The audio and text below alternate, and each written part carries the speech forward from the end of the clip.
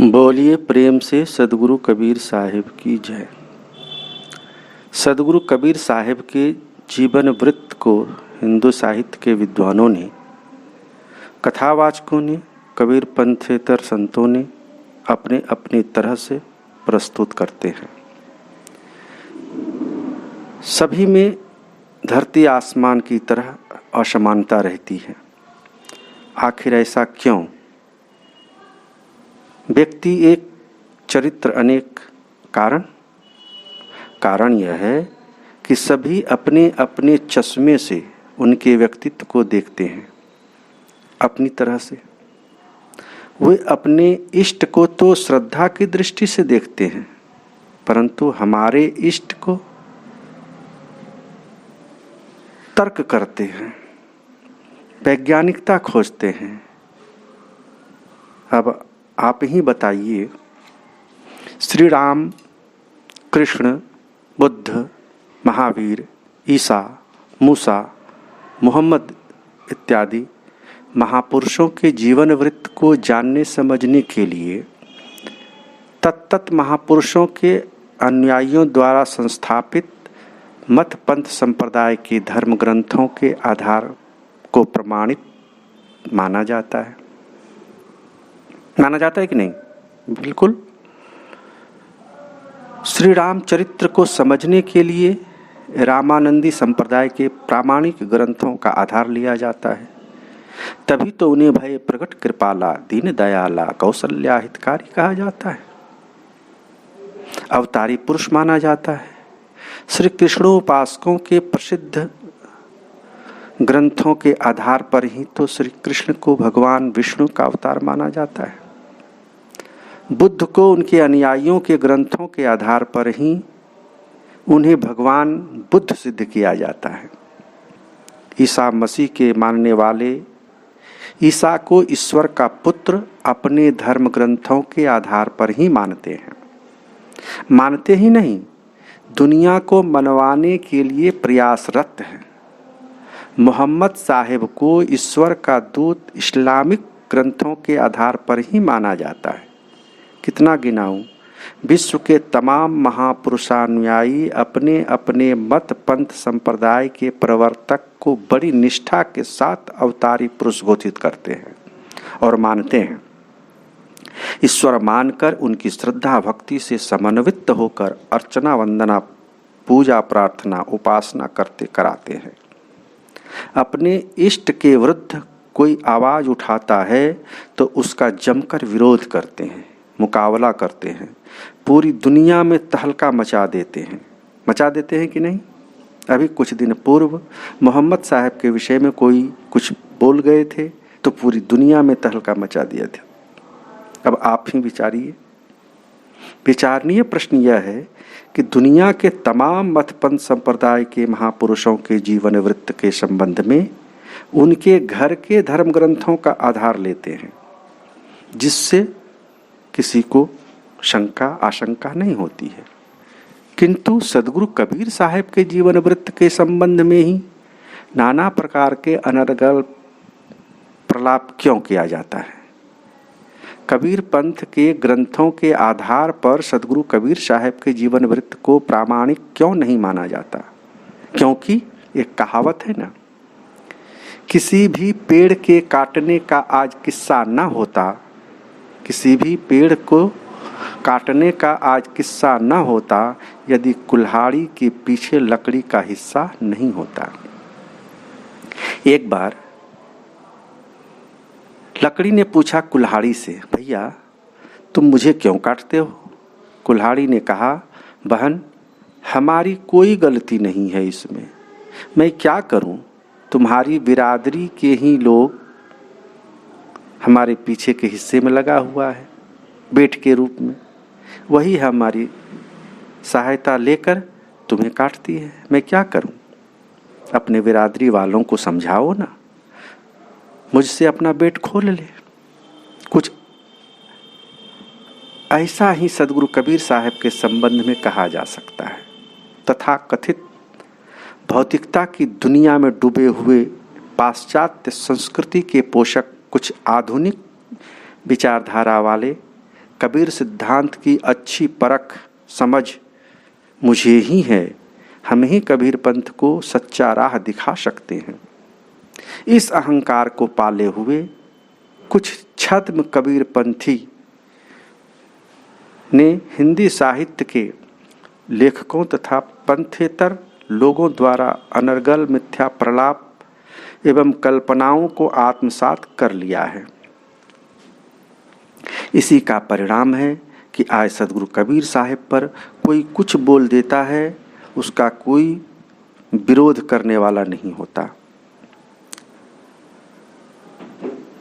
प्राचीन काल से चली आ रही पंथ की धार्मिक अवधारणा को मिटिया मेट करने पर कुछ कबीर पंथ के लोग ही तुले हुए हैं।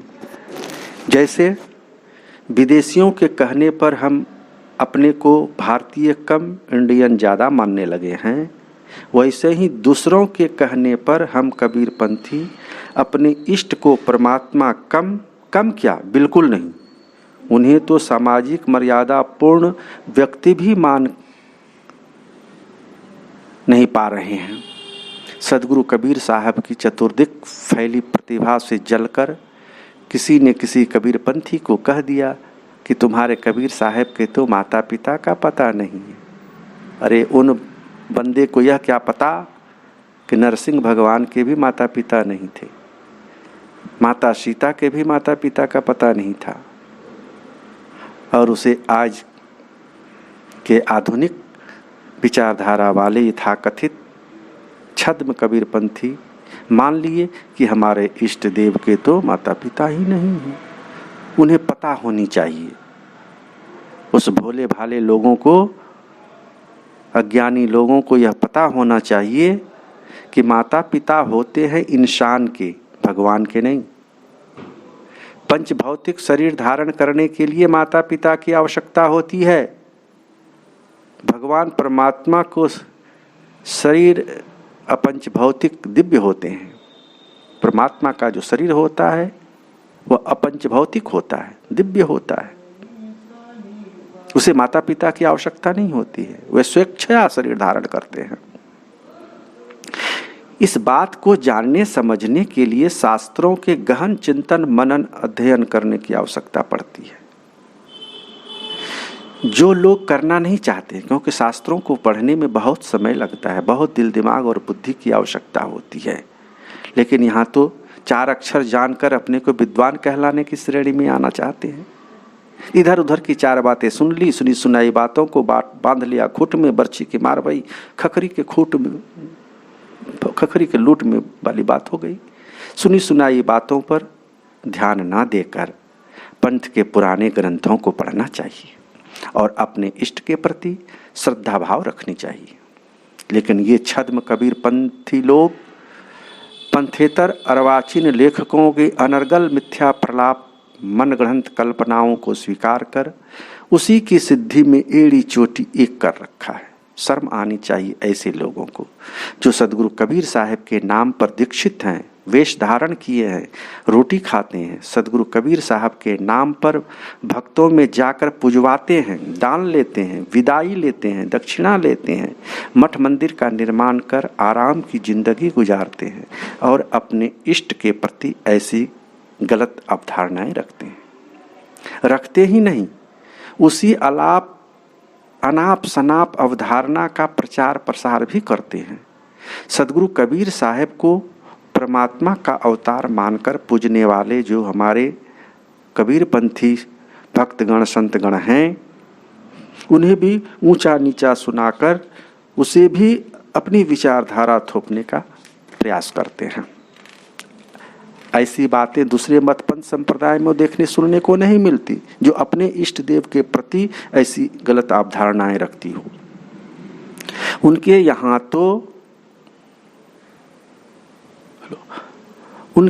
तो उनके सांप्रदायिक ग्रंथों में इष्ट के प्रति जो लिखा है उसे आंख मूंद कर मानते हैं, उस पर कोई ननु नचा नहीं करता।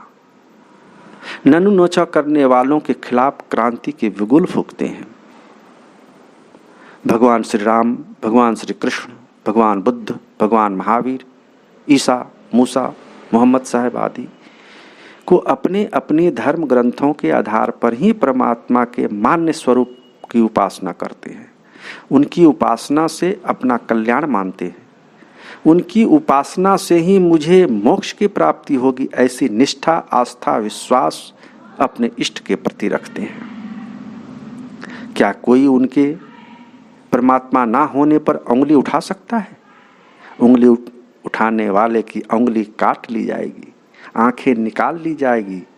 कोई किसी के धर्म एवं धर्म ग्रंथ या उनके इष्ट के प्रति आक्षेप नहीं कर सकते, किंतु हम कबीर पंथियों के इष्ट देव पर इतनी नुक्ताचीनी क्यों? भगवान श्री राम, भगवान श्री कृष्ण आदि ईश्वर के अवतार को भी तात्कालिक जन समाज ने भी ईश्वर रूप में स्वीकार नहीं किया था, किंतु बाद में जब ऋषियों ने उनके बारे में रामायण, महाभारत, पुराण आदि ग्रंथों में वर्णन किया, तब जाकर जन समाज ने उसे ईश्वर रूप में स्वीकार किया। वैसे ही सदगुरु कबीर साहब के संबंध में समझना चाहिए। भगवान श्री राम, श्री कृष्ण आदि की तरह ही सदगुरु कबीर साहब भी अवतारी पुरुष थे, परमात्मा के संत अवतार थे। यदि वे अवतारी नहीं होते तथा अलौकिक सिद्धि चमत्कार उनके पास नहीं होते तो उन्हें भी सिखों के 10 गुरुओं के समान तलवार के घाट उतार दिए गए होते या दीवार में चुनवा दिए गए होते। मुगल साम्राज्य काल में बादशाह सिकंदर लोदी के दरबार में इस्लाम धर्म की कठोर शब्दों में आलोचना करने वाले झूठा रोजा झूठा ईद, दिन को रोजा रहत हूँ रात हनत हूँ गाय, यह तो खुन वह बंदगी क्यों कर खुशी खुदाए। चूटी के पगो न्यूपुर बाजी सोतो साहिब सुनता है, मस्जिद चढ़े मुल्ला वांग दे क्या खुदा बहराए। बकरी मुर्गी किन फुरमाया, किसके हुक्म तुम छुरी चलाया। क्या सुनत कराए तुर्क जो होना, औरत को का कहिए। अर्ध शरीरी नारी बखानी ताते हिंदू रहिए। इतनी कठोर शब्दों में आलोचना करने वाले सदगुरु कबीर साहब को 52 बार कठिन से कठिन यातनाएं दी गई, जो लोक में आज 52 कसनी के नाम से जाना जाता है। हर बार की कसनी में बादशाह सिकंदर लोदी और उनके गुरु पीर शेख तकी कबीर साहब के आगे मुंह की खानी पड़ी और अंत में उनके शरणागत को स्वीकार किया। बादशाह ही नहीं, उनके गुरु शेख तकी भी उनके शरणागत को स्वीकार किया। हमारा कहने का तात्पर्य यह है कि यदि सदगुरु कबीर साहब अवतारी पुरुष नहीं होते तो वे कब के बादशाह सिकंदर लोदी और उनके पीर शेख तकी के द्वारा तलवार के घाट उतार दिए गए होते। इस्लाम के खिलाफ बोलने वालों का सर तन से जुदा कर दिए जाते हैं आज भी, इसमें कोई संदेह नहीं। मेरा तो मानना है, मुझे पूर्ण विश्वास है कि सदगुरु कबीर साहब परमात्मा के अवतार थे। उनमें दिव्य अलौकिक चमत्कारिक सिद्धि स्वाभाविक थी। उनका शरीर अपंच भौतिक दिव्य था, इसलिए बादशाह द्वारा दिए गए 52 कसनी उनका बाल बांका भी नहीं कर पाए। और इस चमत्कार से प्रभावित होकर ही सदगुरु के शरणागत स्वीकार किए बादशाह ने और उनके पीर शेख तकी ने। आगे अब दूसरे दिन